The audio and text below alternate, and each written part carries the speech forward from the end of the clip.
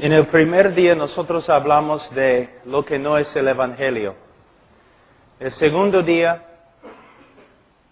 hablamos del pecado del hombre. Y hay una gran necesidad que nosotros aclaremos para todos los hombres. ¿Cómo ve Dios al hombre?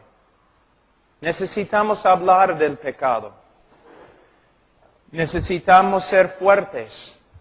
No debemos ser cobardes. Debemos hablar del pecado, pero siempre con un corazón lleno de compasión, amor, misericordia.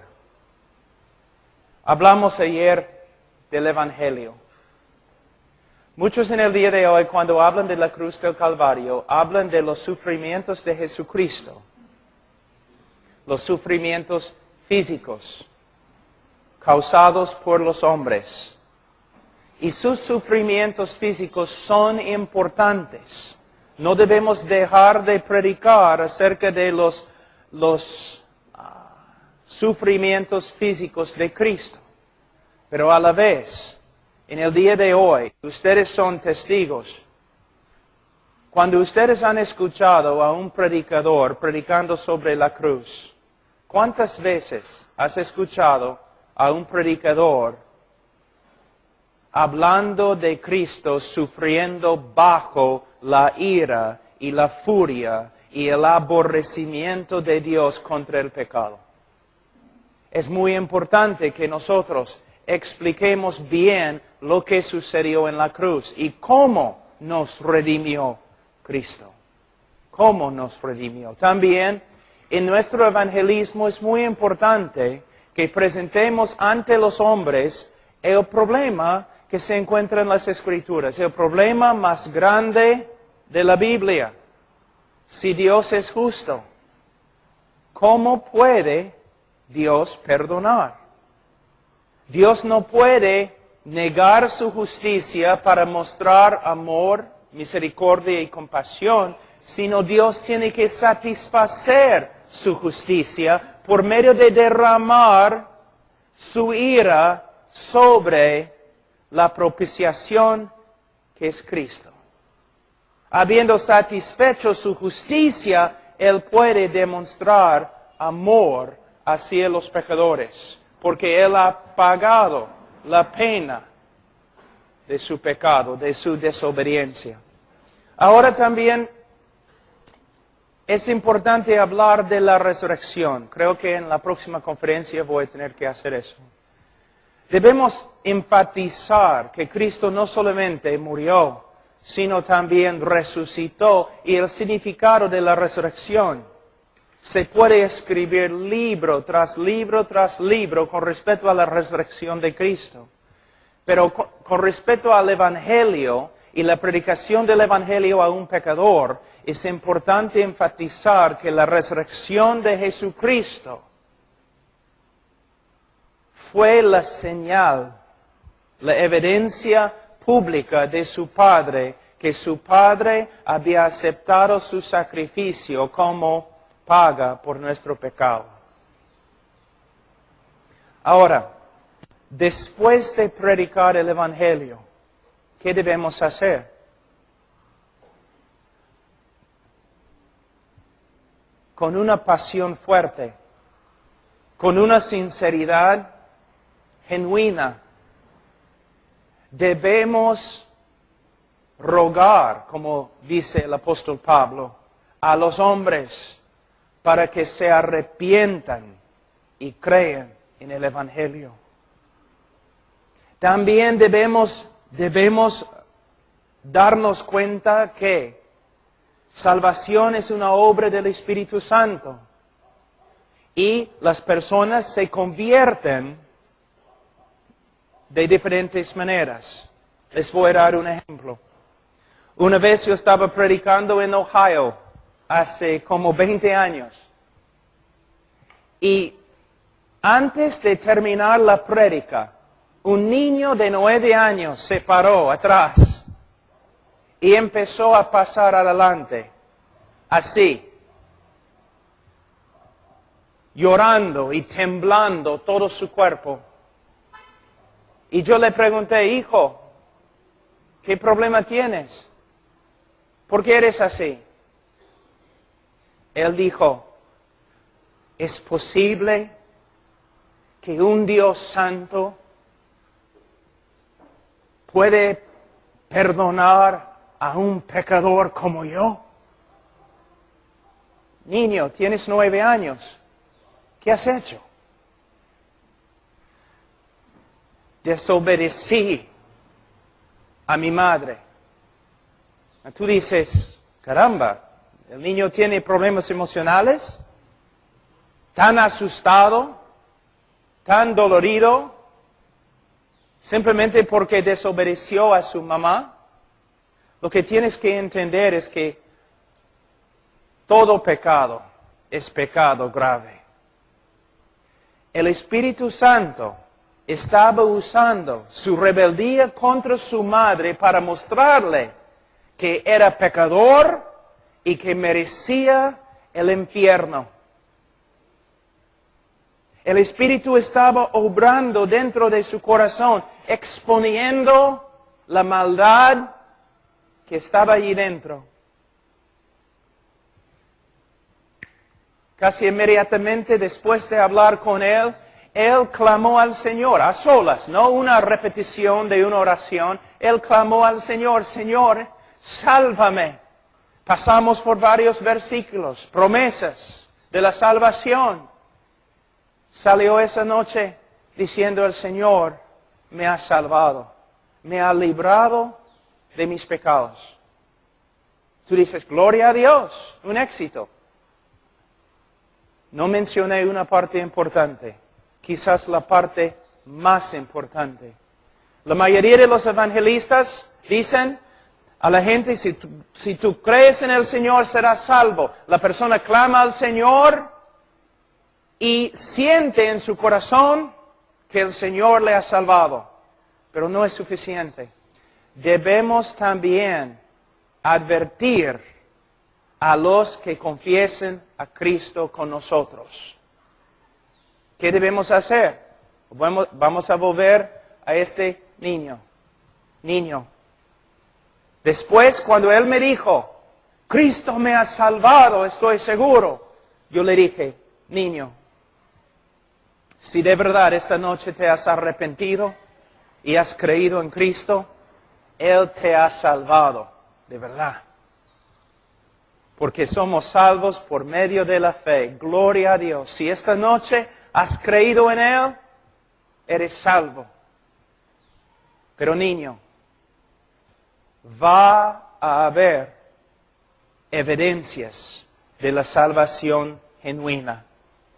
No me importa lo que tú sientas en tu corazón esta noche, si tú sales de esta puerta, la puerta de esta iglesia esta noche, y tu vida no empieza a cambiar, no has recibido nada aquí esta noche. La evidencia de la salvación genuina, la conversión genuina, es que va a continuar. Y el que comenzó en ti la buena obra, la va a perfeccionar. ¿Qué pasa en la mayoría de las campañas aquí en Perú? Un montón de gente pasa adelante, tienen que firmar una tarjeta o algo.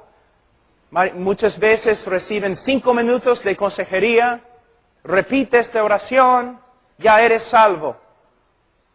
Regresan a sus casas, no crecen, no vuelven a la iglesia, pero como los católicos bautizados como infantes, estos nuevos evangélicos se creen salvos. ¿Por qué? Una autoridad religiosa ha declarado salvación sobre ellos. Tenemos que advertir a los que confiesen a Cristo con nosotros. Si tu vida no empieza a cambiar, no hay ninguna evidencia de que de verdad te has convertido. En el discipulado, por supuesto, tenemos que explicar que el creyente verdadero todavía peca. Tiene que luchar contra la carne, tiene que luchar contra el mundo, contra el diablo. A veces la vida cristiana es una lucha muy dura. También tenemos que enseñar en discipulado que un creyente verdadero puede caer, pero no hay tal cosa como creyente carnal, que vive en carnalidad toda su vida. Pero es lo que se enseña aquí en Perú. Yo viví acá en Perú. Una vez que una persona ha tomado su decisión, todos están seguros que es salvo. El pastor, él puede vivir como el diablo, pero es salvo. Solamente es carnal. No es lo que la Escritura enseña. La Escritura enseña en Hebreos capítulo 12, versículos 5 a 11, que si una persona de verdad es hijo de Dios, no solamente Dios va a obrar en su vida para que crezca, sino también Dios como Padre le va a disciplinar, le va a entrenar, le va a enseñar. ¿Debemos hacer evangelismo? A veces personas me preguntan, Pablo, ¿estás en contra del evangelismo? Y siempre respondo, sí y no. No estoy en contra del evangelismo bíblico. Estoy en contra del evangelismo contemporáneo. Hermanos,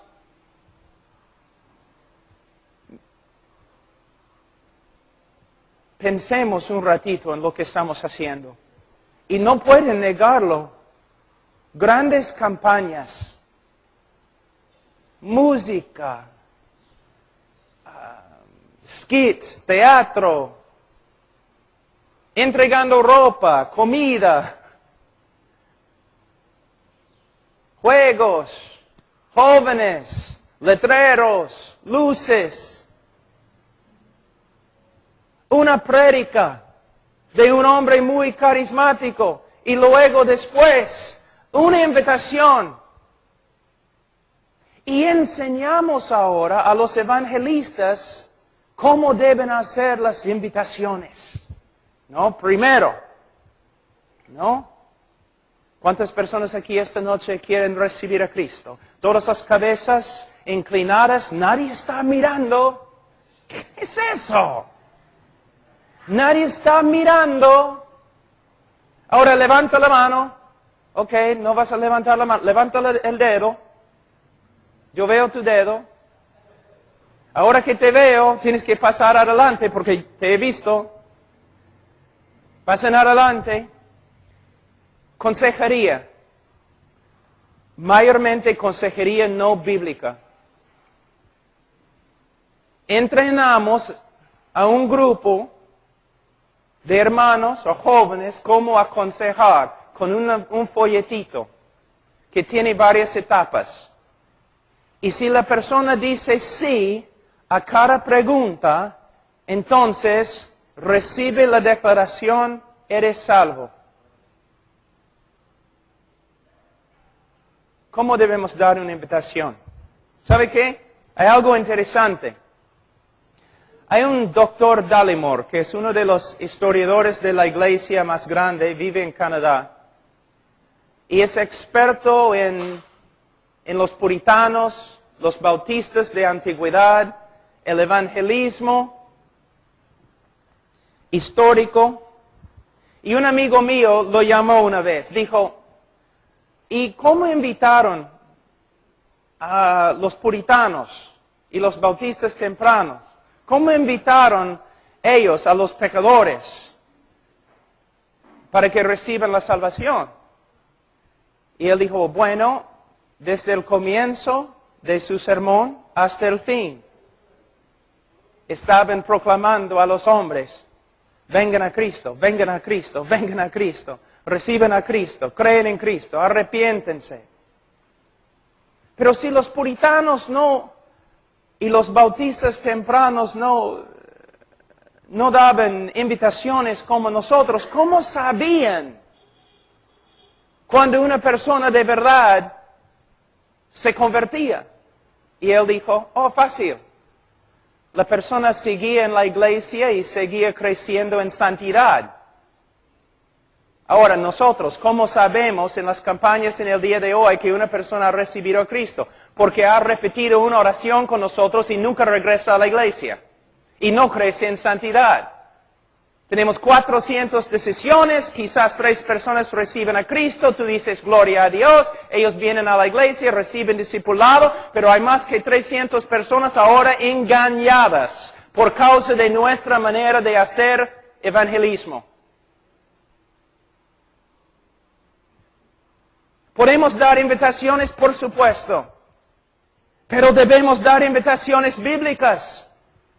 Arrepiéntense, creen en el Señor Jesucristo y serás salvo. Si quieres recibir consejería esta noche, pasa adelante, no tengo ningún problema. Pero cuando pasen adelante, deben recibir la consejería bíblica de alguien que conoce la Biblia. En vez de una persona que no sabe nada de salvación, pero sabe cómo repetir un folletito.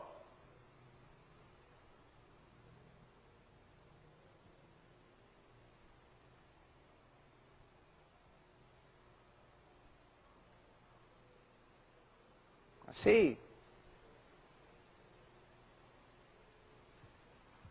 La Iglesia Católica aconseja a sus miembros acerca de la salvación y cómo puede una persona saber que es salvo. No, nunca. Ellos asumen que todos los miembros en su iglesia, todos los católicos son salvos. Es lo que asumen. Es lo mismo con los evangélicos en el día de hoy. Después de repetir una oración, asumimos que la persona es salva. Pero los bautistas tempranos no eran así. Para nada. El apóstol Pablo no era así. Cuando una persona, mira, en la iglesia a veces, el predicador da una invitación, una persona pasa adelante. La persona habla quizás 2, 3 minutos con una persona mientras el pastor está hablando y la música está siendo tocada. Después de 5 minutos de consejería, el pastor baja y dice, ven acá, hermano. Y presenta a la persona, mira, tenemos un nuevo hermano, es parte de nuestra familia, es creyente ahora, va a ir al cielo. Después de 5 minutos de consejería, pastor, ¿tú puedes decir todo eso? Y el problema es, y nunca jamás vas a tocar el tema. Es salvo. Ahora hay que discipularlo. Es la razón por la cual estamos discipulando un montón de personas que no son ovejas. Y por esta causa el discipulado no funciona. ¿No sería mejor, pastor, dar una invitación con pasión? Si quieres ser salvo, ven a Cristo, arrepiéntete, cree en el Señor Jesucristo y serás salvo. Si necesitas consejería, pasa adelante. Y de ahí, pasar mucho tiempo con esta persona. Y si quieres presentar a la persona a la iglesia, quizás sería mejor presentar a la persona de esta manera. Esta noche, este hombre ha venido, ha confesado a Cristo Jesús como su Señor y Salvador. Gloria a Dios. De verdad, si esta noche él se ha arrepentido y ha creído el Evangelio, es salvo.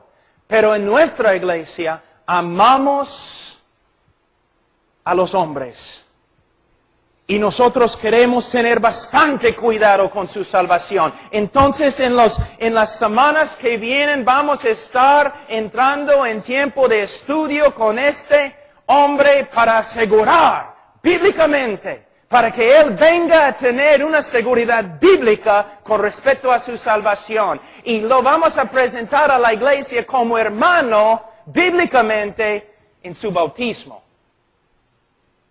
En su bautismo. Y también vamos a predicar a la iglesia, miembros de la iglesia, tienen que darse cuenta, Muchos de ustedes han confesado a Cristo como Señor y Salvador. Muchos de ustedes han sido bautizados, pero muchos de ustedes no viven como creyentes. No crecen. No crecen en la madurez, no crecen en conformidad a Cristo. Deben entender que puede ser posible que no hayan recibido a Cristo, que no conocen a Cristo. Tenemos que examinar nuestras vidas. Tenemos que probar nuestras vidas a la luz de las Escrituras. Como dice Pablo en 2 Corintios capítulo 13, versículo 5. Hermanos, no podemos simplemente asumir que una persona es cristiana simplemente porque una vez en su vida repitió una oración con nosotros. No es bíblico. No es bíblico. Como dije, una ilustración en la primera prédica. A veces, una persona pasa adelante y de verdad el Señor ha obrado en su corazón. Se ha arrepentido, ha creído. Así, 5 o 10 minutos, la persona de verdad confiesa a Cristo y parece hay fruto de arrepentimiento y fe, pero todavía debemos advertir a esta persona que si su vida no empieza a cambiar, es evidencia que no es cristiano. Pero también hay personas que van a venir preguntando, buscando consejería, y no van a recibir a Cristo en 5 minutos. Quizás van a recibir a Cristo en 5 meses. Pero ¿qué hacemos nosotros? No, tenemos que tener una decisión esta noche. Tenemos que tener una decisión esta noche. No. Tenemos que seguir las Escrituras y la obra del Espíritu Santo que es soberano. Él puede obrar en la vida de un hombre como Él quiera. Una vez había una mujer que se acercó después de una reunión que tuvimos ahí en Missouri. Se acercó, llorando, Pastor Pablo, he destruido mi vida con el pecado. Está bien, vamos a hablar. Nos sentamos, hablamos. No sé por qué, pero le pregunté, señora, ¿una vez has orado una oración, has repetido una oración para recibir a Cristo en tu corazón? Y ella dijo, sí. Yo le pregunté, ¿cuántas veces? 6. No funcionó, ¿no? Tú has orado una oración 6 diferentes veces en tu vida y todavía vives en pecado y tu vida es un desastre. Pastor Pablo, ¿qué debo hacer? Bueno, debes arrepentirte y creer el Evangelio. Pero ¿cómo puedo hacerlo? Solo Dios. Solo por medio de Dios. ¿Qué debo hacer? ¿Estás arrepentido? Bueno, me da miedo porque no tengo arrepentimiento. ¿Crees? Bueno, yo sé que es el Hijo de Dios, pero no dependo de Él. Yo no entiendo. Entonces pasamos por las Escrituras. Al final yo le dije, señora, vete a tu casa. Pero pastor, tengo tanto miedo. Que bien, vete a tu casa. Métete en tu cuarto y busca al Señor hasta que te salve. Se fue a su casa, regresó la próxima noche y dijo, regresó como un desastre. Y ella dijo, busqué al Señor toda la noche, no tengo paz. Mujer, yo no te puedo dar paz. yo no te puedo dar paz. Pero Pastor Pablo, estás pensando, ¿por qué no ores con ella? 6 pastores ya han orado con ella. Y no le ayudó. Pastor, ¿qué hago? ¿Todavía no tienes paz? No. ¿Todavía no tienes seguridad de salvación? No. Vete a tu casa. ¿Y qué hago? Busca al Señor hasta que te salve. La próxima noche su papá estaba en la iglesia, estábamos allí orando antes del servicio, antes del culto, estábamos orando, la música empezó, entonces él se fue a su asiento y yo regresé a la primera fila. Yo estaba orando, llorando, Señor, salva a esa mujer. Y de repente sentí que alguien se sentó a mi lado. Abrí mis ojos, la mujer, con un gozo como ni puedo describir. Yo le pregunté, ¿y qué pasó? Anoche busqué al Señor casi toda la noche. Por fin caí en sueño. Yo no podía más. Pero esta mañana, cuando me desperté, el momento que empecé a buscar al Señor, Él confirmó con el Espíritu Santo todas las promesas acerca de salvación que yo estaba leyendo. Y el Espíritu Santo testificó a mi corazón que ahora soy hija de Dios. Es el poder de Dios en la salvación en vez de un rito evangélico. Hemos reducido el Evangelio de Jesucristo a nada más que debes tomar tu decisión. ¿Y sabe qué? Es la idolatría de decisionismo. Yo puedo ir a muchos de tus convertidos, las personas que se han convertido contigo. Yo puedo ir a ellos. Yo puedo preguntarles, ¿y si murieres ahora mismo, dónde irías? ¿Al cielo? ¿Por qué? Tomé mi decisión. Tomé mi decisión. Están confiando en la sinceridad de su decisión. La respuesta correcta es, estoy confiando en Cristo. Estoy mirando a Cristo. Cristo murió por mí. En Él confío. Él ha obrado en mi corazón. Me ha cambiado. Soy una nueva criatura. Mira cómo es nuestro evangelismo en el día de hoy. Hermanos, después de casi 25 años predicando, estoy harto con lo que veo. Y yo sé que muchos están enojados conmigo. Eso no me agrada, pero no voy a retroceder. En mis propias campañas, en grandes auditorios, muchas personas tomando su decisión, pero que nunca caminan con Cristo. Ni vuelven a la iglesia, o vuelven a la iglesia, pero fuera de la iglesia viven como cristianos carnales. Hermanos, el Evangelio es el mensaje más precioso que existe. Cristo murió por los hombres. No podemos reducir este mensaje tan importante a algunas leyes espirituales. O 4 o 5 cosas que Dios quiere que sepas. Tampoco podemos invitar a los hombres a Cristo de una manera no bíblica. Arrepiéntete, cree. Pero, pastor, ¿qué significa arrepentirme?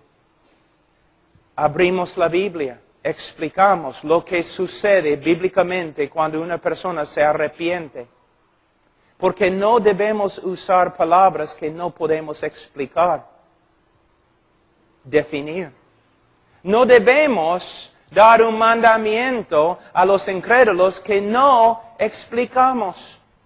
Pastor, ¿cómo sé si me he arrepentido? Y cree el Evangelio. Pero pastor, ¿qué significa? De nuevo, abriendo la Biblia, explicando.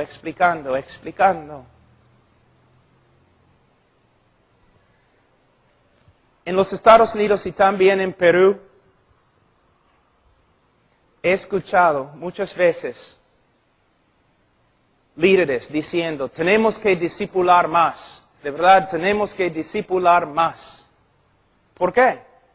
Porque tenemos tantas personas saliendo de la iglesia como personas entrando en la iglesia. Y la razón por la cual las personas están saliendo es porque no están recibiendo discipulado. No es lo que dice la Biblia. ¿Qué dice 1 de Juan?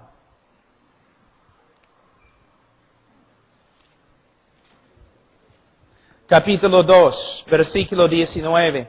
Salieron de nosotros, pero no eran de nosotros, porque si hubiesen sido de nosotros, habrían permanecido con nosotros, pero salieron para que se manifestase que no todos son de nosotros. ¿Debemos discipular? Por supuesto. ¿Debemos discipular más? Sí, mucho más.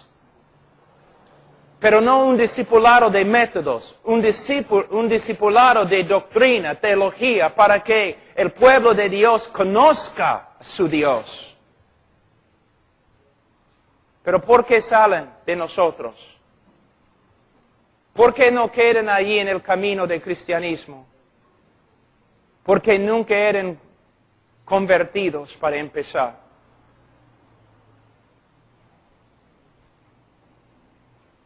La razón por la cual nuestros convertidos son tan carnales es porque son carnales. Nunca han sido convertidos.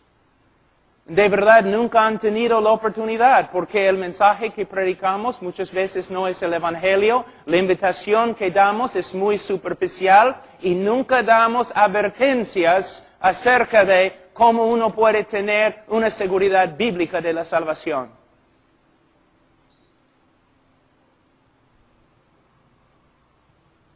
Así es. Hermanos, la razón por la cual soy bautista no es por causa de los bautistas en el día de hoy. Es por causa de los bautistas de hace 150 años.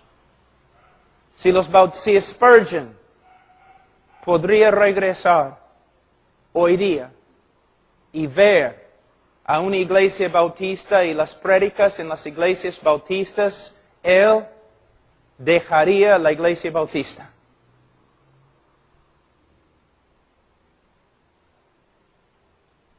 Hemos cambiado. Somos más influenciados por la psicología y la ideología de este mundo que las Escrituras. No podemos seguir el pragmatismo.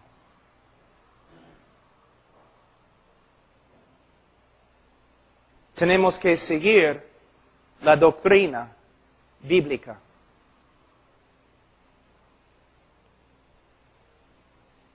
¿Tuviste 400 personas convertidas en tu campaña? ¿Qué hiciste? ¿Qué método usaste? ¿Qué tipo de música tocaste? ¿Dónde colocaste las luces? Quiero ver tu propaganda. Proviene del hereje Alberto Finney, que básicamente dijo, nosotros podemos salvar a los hombres por medio de organizar bien nuestras campañas. Pero la Biblia enseña, el hombre se salva cuando el Evangelio de Cristo se predica bíblicamente y el Espíritu Santo de Dios regenera los corazones de los pecadores depravados.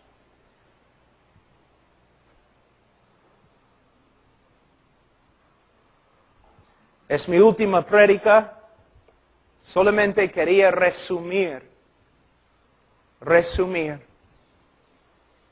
Pero quiero terminar en 2 Corintios, capítulo 13.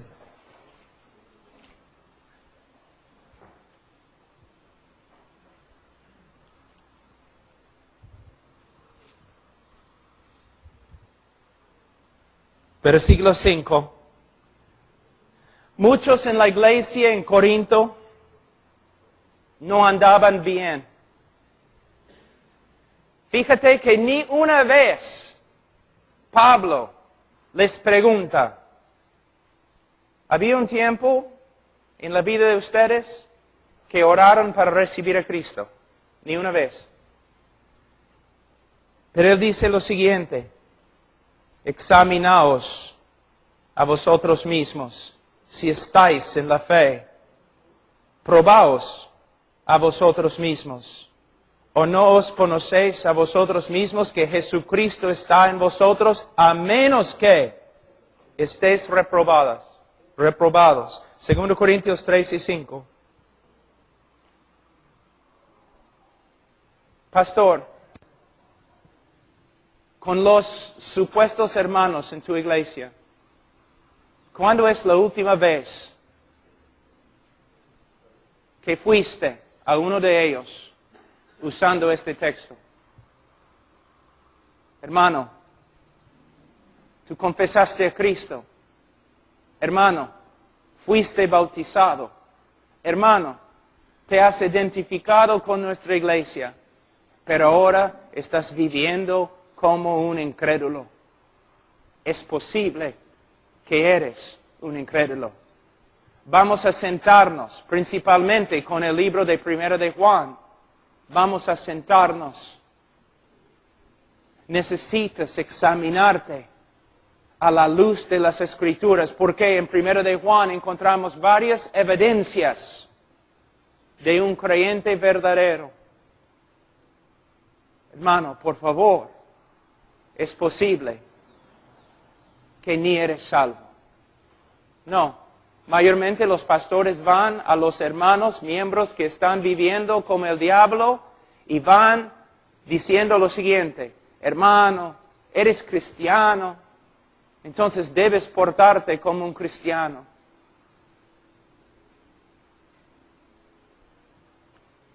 No. Tengo una pregunta. ¿Cuántos de ustedes, levanten la mano, saben que 1 de Juan fue el libro, la carta 1 de Juan fue escrita principalmente para darnos las varias evidencias de la conversión verdadera? Levanten la mano. No mienten, simplemente levanten la mano.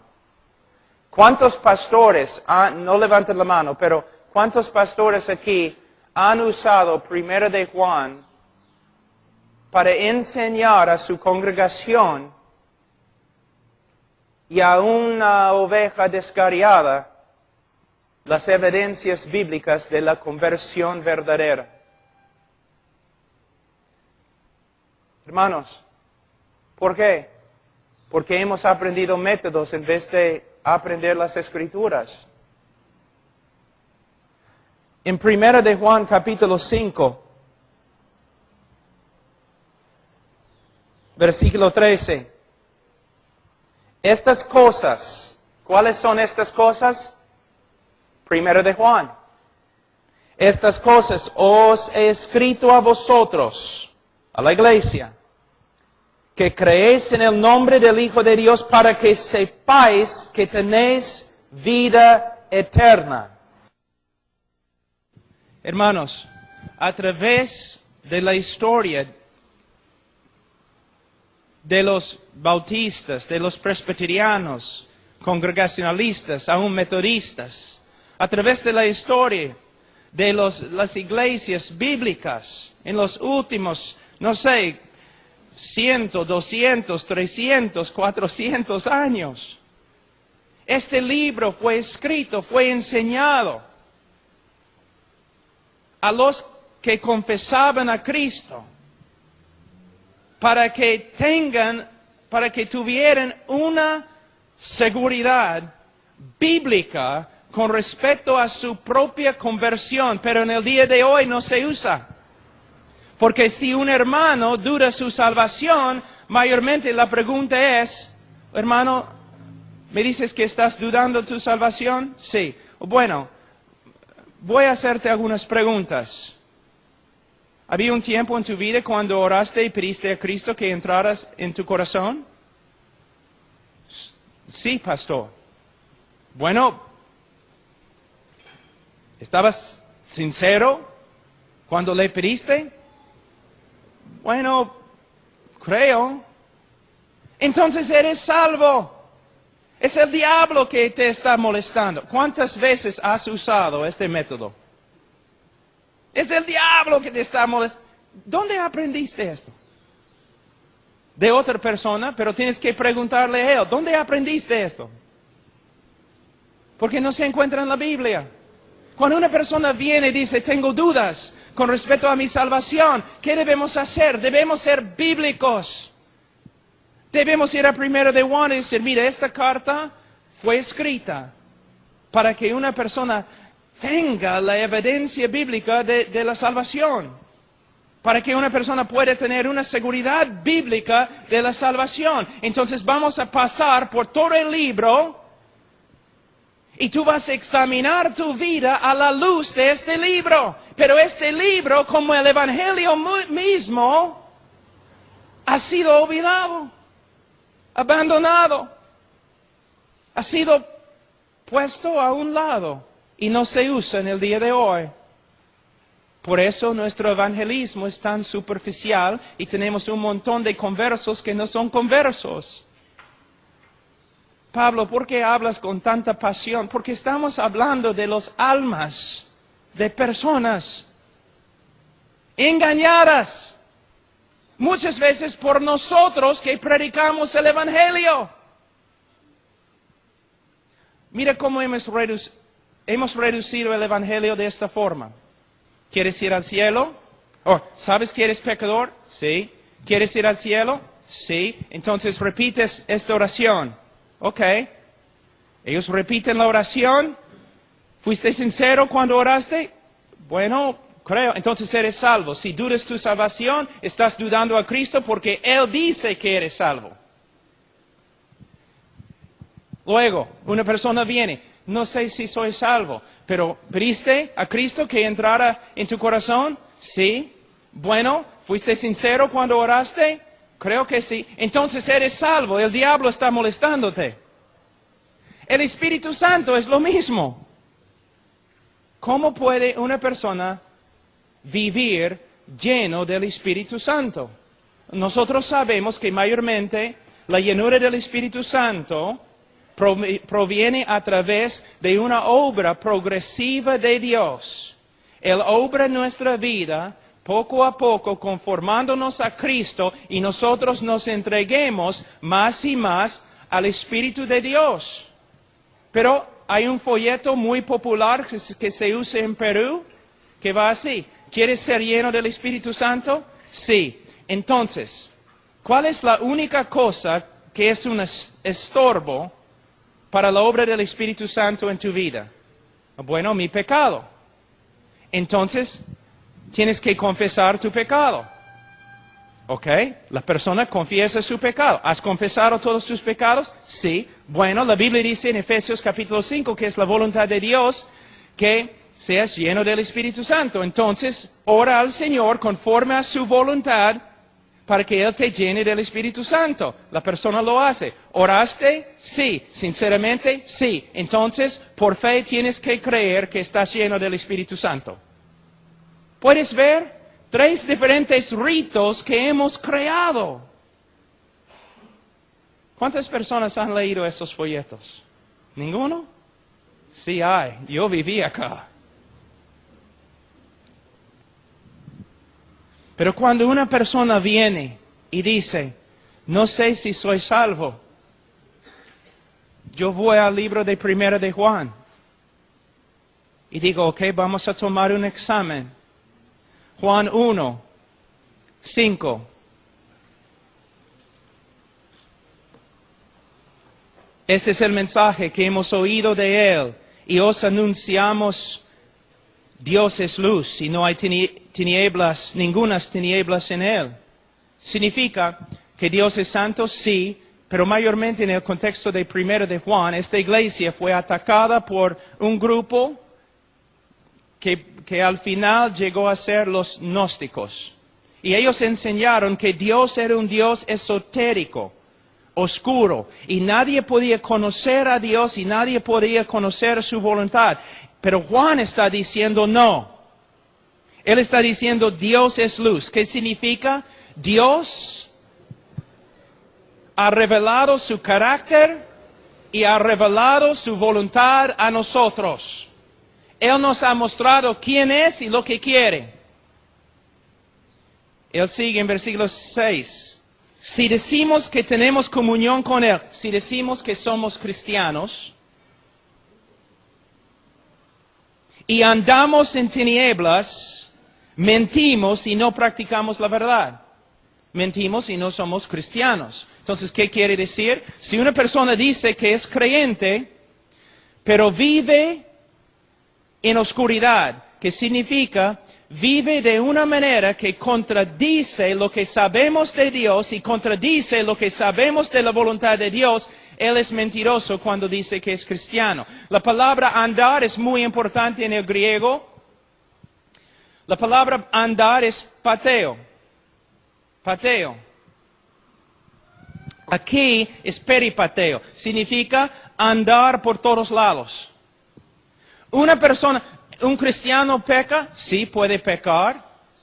Pero hay una diferencia entre un creyente que peca y lucha contra el pecado y un creyente cuyo estilo de vida es un estilo de caminar en pecado, practicar el pecado. Y lo que él está diciendo aquí es cualquier persona que se dice cristiano, pero su estilo de vida, cuando mires su vida, muchos meses o años, su estilo de vida contradice lo que Dios ha revelado acerca de sí mismo, contradice lo que Dios ha revelado acerca de su voluntad. La persona es mentiroso cuando dice que es creyente.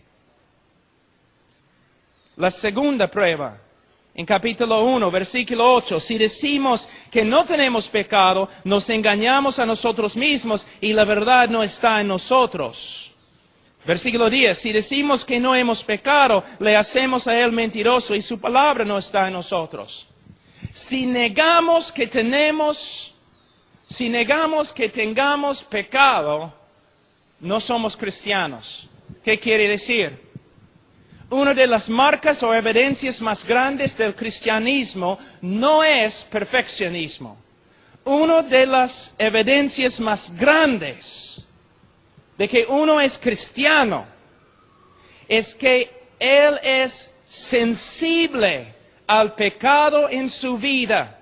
Y cuando peca, el Espíritu Santo le convence de su pecado y él se arrepiente y él confiesa su pecado. No puede vivir con pecado escondido en su corazón. Por un tiempo, quizás, pero como un estilo de vida, jamás. ¿No es interesante, pastores, que muchas veces las personas más entregadas en tu iglesia son los que más confiesen su pecado?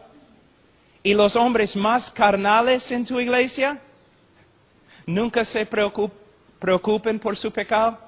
¿No es interesante? Una vez, pastor, has predicado y el Espíritu Santo ha obrado y personas comienzan a quebrantarse con respecto a su pecado en la iglesia. ¿No es interesante que casi siempre las personas que se quebranten son las personas más dedicadas a la obra? y los miembros más mundanos se sienten allí tranquilos, es la diferencia entre un creyente y no creyente. Una de las evidencias más grandes de la salvación es que el creyente verdadero, primera prueba, va a caminar, vivir un estilo de vida que es conforme a lo que Dios ha revelado acerca de sí mismo y es conforme a lo que Dios ha revelado con respecto a su voluntad. Otra evidencia del cristianismo verdadero es que el cristiano verdadero, cuando peca, va a ser sensible a su pecado, se va a arrepentir y va a confesar su pecado. Y confesión no significa, Señor, perdóname. Esa no es confesión. Señor, perdóname, cada noche, ¿no? Antes de dormir, perdóname, si he hecho algo. Hermano, pregúntame, ¿has hecho algo? Si he hecho algo, perdóname. Esa no es confesión. La palabra confesión proviene de la palabra griega homologeo, que significa hablar lo mismo. Confesión es cuando el Espíritu Santo, a través de la palabra de Dios o a través de un hermano, el Espíritu Santo te muestra que has pecado un pecado específico. Por ejemplo, te has enojado con un hermano. El Espíritu Santo, por medio de su palabra, te muestra que te has enojado contra un hermano.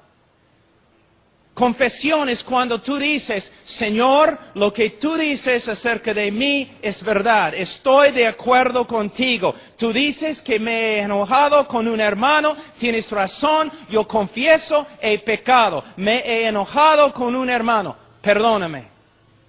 Y vas al hermano y pides perdón también. Entonces, una vida marcada por la voluntad de Dios, conformidad al carácter de Dios y una vida sensible al pecado. Otro que es muy importante, versículo 6 de capítulo 2, otra prueba. El que dice que permanece en Él debe andar como Él anduvo. Tú dices, entonces todos nosotros vamos a ir al infierno, porque ¿quién anda como Cristo anduvo? Lo que está diciendo es lo siguiente. Una ilustración, cuando yo era niño, mi papá era grande, yo lo respetaba bastante, yo quería ser como él. Y él caminaba por la nieve, así, llevando comida a los animales, porque vivimos allí en el rancho, y él caminaba así. Era un hombre muy grande. Y él dejó sus huellas allí en la nieve. Y yo era un chibolo de ese tamaño, pero yo quería ser igual a mi papá. Entonces yo trataba de poner mi pie en sus huellas, ¿no? Yo estaba ahí caminando como una araña borracha o algo. Todos podían mirarme y burlarse de mí. Tú no puedes caminar como tu papá, pero no había ninguna duda que el deseo más grande de mi corazón era caminar como mi papá. Cuando alguien mira tu vida, ¿pueden ver que el deseo más grande en tu vida es ser como Cristo? ¿O quieres ser como estos mundanos, supuestamente exitosos en este mundo? ¿Se nota una realidad en tu vida, un deseo de ser conforme a la persona de Cristo? Otra prueba. Capítulo 2.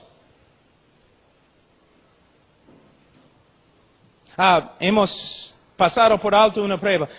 Capítulo 2. Versículo 3. En esto sabemos que nosotros le conocemos. ¿Cómo podemos saber que de verdad conocemos a Cristo? Él nos dice, si guardamos sus mandamientos. El que dice, yo le conozco, yo soy creyente también. El que dice, yo le conozco y no guarda sus mandamientos, el tal es mentiroso y la verdad no está en él. Ahora, ¿qué significa? Porque acabamos de aprender que el cristiano verdadero peca. Entonces, ¿qué significa que el cristiano verdadero guarda los mandamientos de Dios? De nuevo, estamos hablando no de perfección, sino de un estilo de vida. Un incrédulo no tiene nada que ver con la palabra de Dios, no tiene nada que ver con los mandamientos, porque no tiene nada que ver con la voluntad de Dios. No se preocupa por la voluntad de Dios. ¿Cuántas personas son miembros de nuestras iglesias bautistas que nunca se preocupen por la voluntad de Dios? Ellos siempre hacen su propia voluntad sin preocuparse por buscar la voluntad de Dios en la palabra de Dios. No tienen ninguna relación con la palabra de Dios. ¡Nunca! Pero el creyente verdadero, ¿qué dice la Biblia? Se preocupa por la palabra de Dios, la voluntad de Dios. Quiere saber lo que Dios le ha mandado. Quiere obedecer la voluntad de Dios. Obedece la voluntad de Dios como un estilo de vida. Aunque no hay perfección, se nota una realidad en su vida.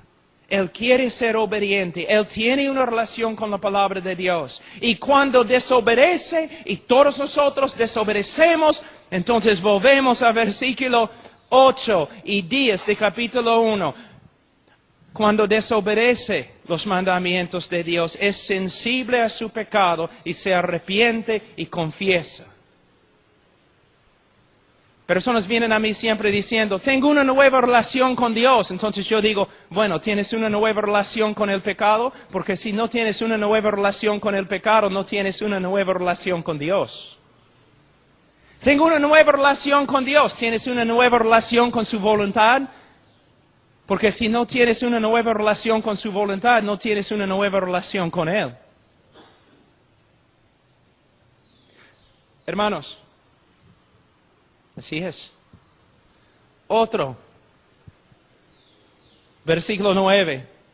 Capítulo 2. El que dice que está en la luz y aborrece a su hermano está todavía en tinieblas. El que ama a su hermano permanece en la luz y en él no hay tropiezo.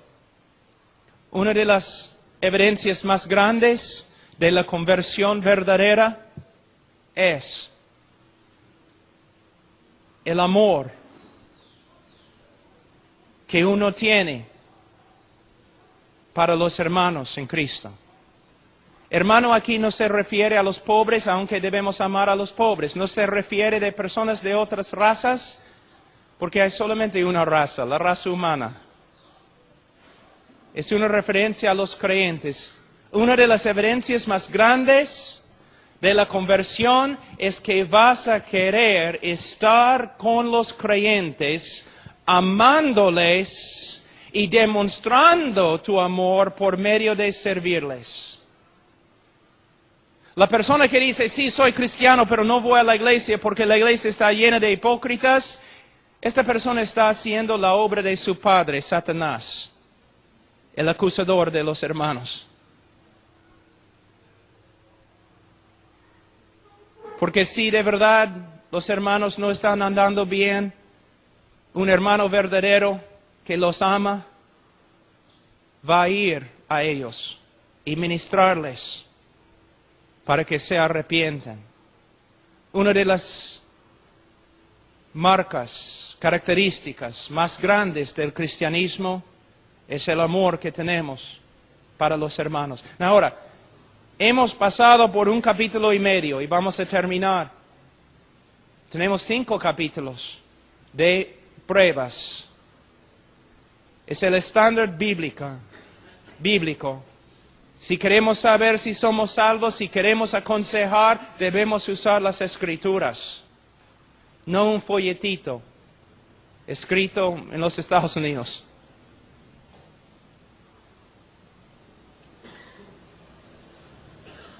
Solo para mostrarles cómo podemos malinterpretar un texto. La Biblia dice que debemos amar a los hermanos. El que no ama a los hermanos demuestra que no es creyente. ¿Ustedes recuerdan en Mateo 25 cuando Jesús habla del juicio de las naciones? Y algunos van al infierno y otros van al cielo. Y Él dice, yo estaba en la cárcel y no me visitaste. Yo tenía hambre, no me diste a comer. Desnudo, no me diste ropa.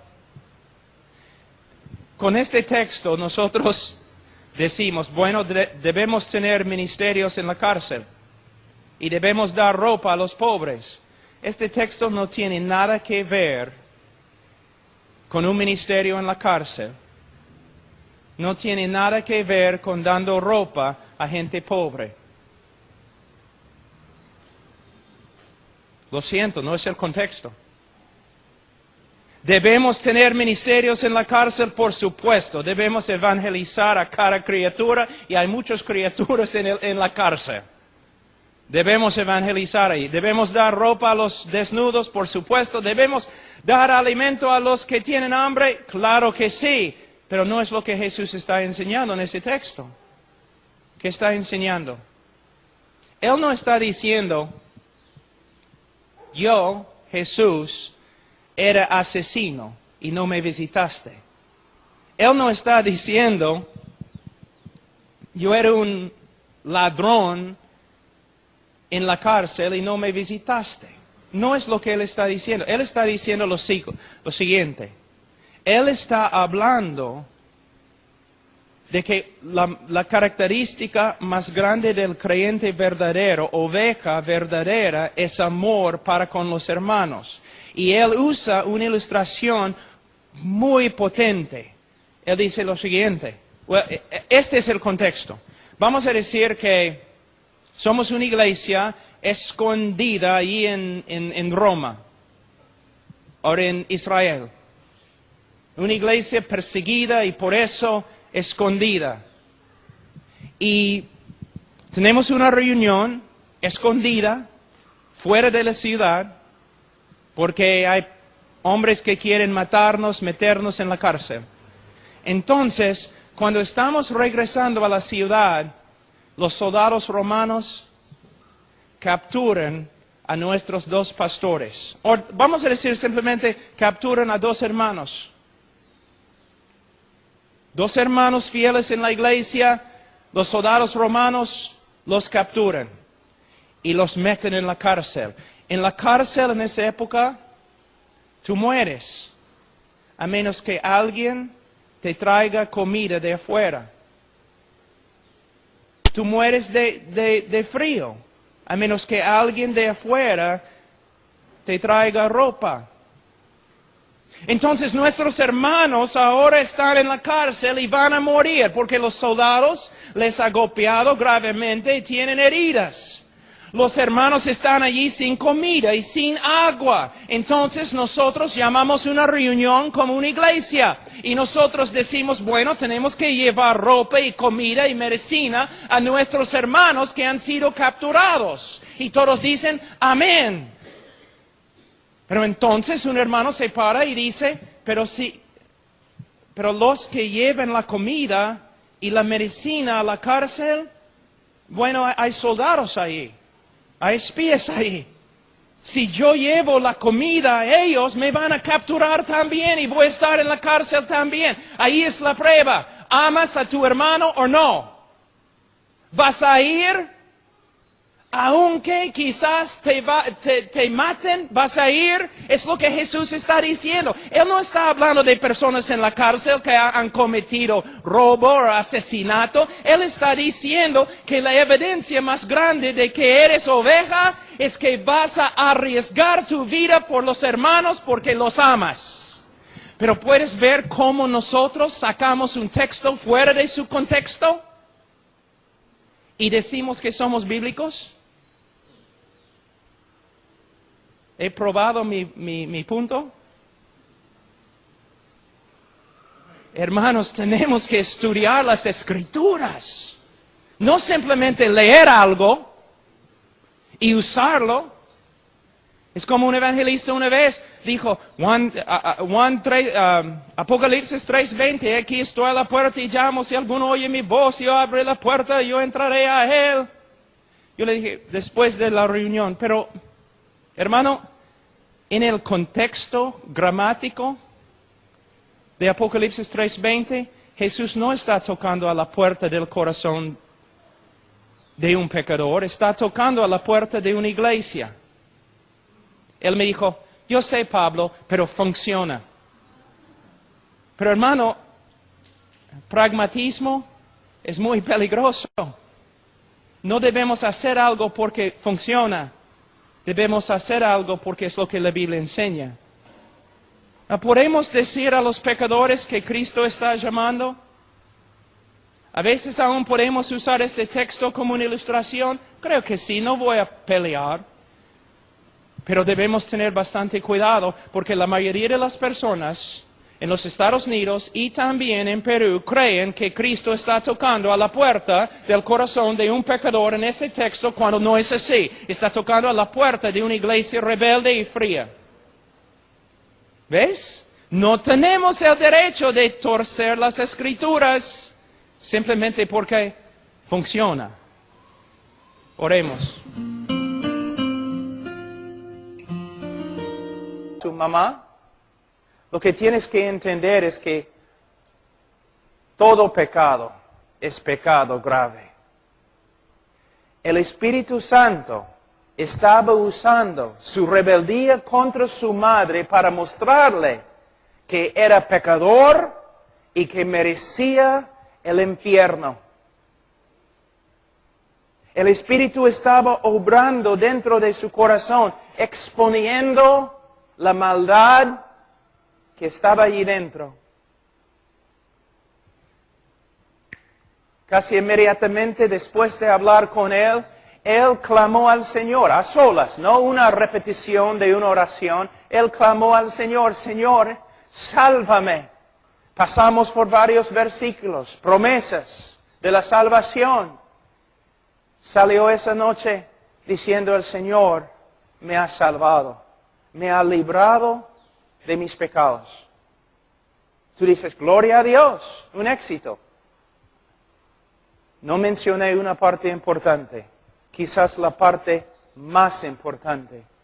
La mayoría de los evangelistas dicen a la gente, si tú crees en el Señor serás salvo. La persona clama al Señor y siente en su corazón que el Señor le ha salvado. Pero no es suficiente. Debemos también advertir, habiendo satisfecho su justicia, Él puede demostrar amor hacia los pecadores, porque Él ha pagado la pena de su pecado, de su desobediencia. Ahora también es importante hablar de la resurrección. Creo que en la próxima conferencia voy a tener que hacer eso. Debemos enfatizar que Cristo no solamente murió, sino también resucitó, y el significado de la resurrección. Se puede escribir libro tras libro tras libro con respecto a la resurrección de Cristo. Pero con respecto al Evangelio y la predicación del Evangelio a un pecador, es importante enfatizar que la resurrección de Jesucristo fue la señal, la evidencia pública de su Padre, que su Padre había aceptado su sacrificio como paga por nuestro pecado. Ahora, después de predicar el Evangelio, ¿qué debemos hacer?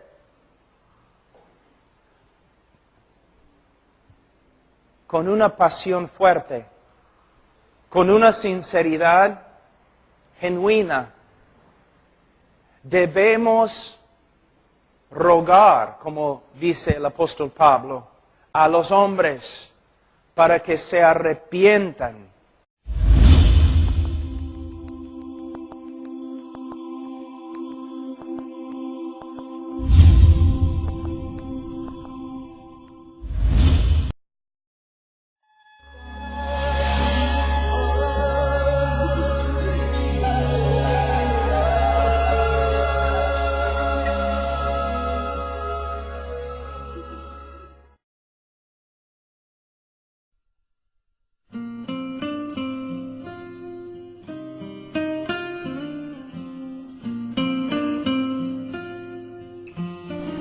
En el primer día nosotros hablamos de lo que no es el Evangelio. El segundo día hablamos del pecado del hombre. Y hay una gran necesidad que nosotros aclaremos para todos los hombres. ¿Cómo ve Dios al hombre? Necesitamos hablar del pecado. Necesitamos ser fuertes. No debemos ser cobardes. Debemos hablar del pecado, pero siempre con un corazón lleno de compasión, amor, misericordia. Hablamos ayer del Evangelio. Muchos en el día de hoy, cuando hablan de la cruz del Calvario, hablan de los sufrimientos de Jesucristo. Los sufrimientos físicos causados y creen en el Evangelio. También debemos darnos cuenta que salvación es una obra del Espíritu Santo y las personas se convierten de diferentes maneras. Les voy a dar un ejemplo. Una vez yo estaba predicando en Ohio, hace como 20 años. Y antes de terminar la prédica, un niño de 9 años se paró atrás y empezó a pasar adelante, así, llorando y temblando todo su cuerpo. Y yo le pregunté, hijo, ¿qué problema tienes? ¿Por qué eres así? Él dijo, ¿es posible que un Dios santo puede perdonar a un pecador como yo? Niño, tienes 9 años. ¿Qué has hecho? Desobedecí a mi madre. Tú dices, caramba, el niño tiene problemas emocionales, tan asustado, tan dolorido, simplemente porque desobedeció a Dios por los hombres.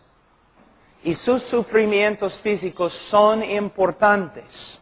No debemos dejar de predicar acerca de los sufrimientos físicos de Cristo. Pero a la vez, en el día de hoy, ustedes son testigos. Cuando ustedes han escuchado a un predicador predicando sobre la cruz, ¿cuántas veces has escuchado a un predicador hablando de Cristo sufriendo bajo la ira y la furia y el aborrecimiento de Dios contra el pecado? Es muy importante que nosotros expliquemos bien lo que sucedió en la cruz y cómo nos redimió Cristo. Cómo nos redimió. También en nuestro evangelismo es muy importante que presentemos ante los hombres el problema que se encuentra en las Escrituras, el problema más grande de la Biblia. Si Dios es justo, ¿cómo puede Dios perdonar? Dios no puede negar su justicia para mostrar amor, misericordia y compasión, sino Dios tiene que satisfacer su justicia por medio de derramar su ira sobre la propiciación que es Cristo.